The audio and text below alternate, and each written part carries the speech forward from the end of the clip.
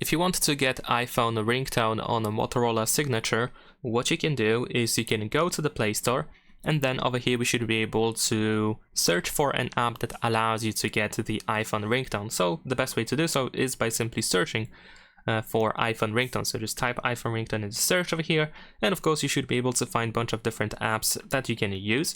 In my case, I'm gonna choose this app over here and let's install it. If you don't like this app, or if for some reason it doesn't work for you, feel free to try any other app.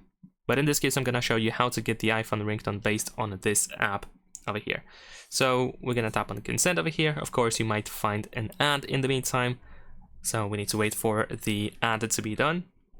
All right, let's close it. We need to grant necessary permissions. There we go, so that the app can actually change the ringtone for us, and you can play these ringtones over here in order to find whichever ringtone you want to use. So once you find the ringtone that you want to use, you can just simply tap on these three dots on the right side, and then tap on the ringtone here on the left side. Once again, you will see an ad, so let's wait for it to close it.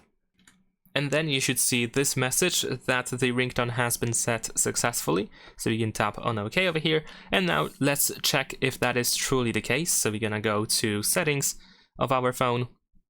Let's go to sound and vibration, and then in here we should be able to find the phone ringtone. And indeed it says opening, so we can, for example, change the ringtone volume to have a listen.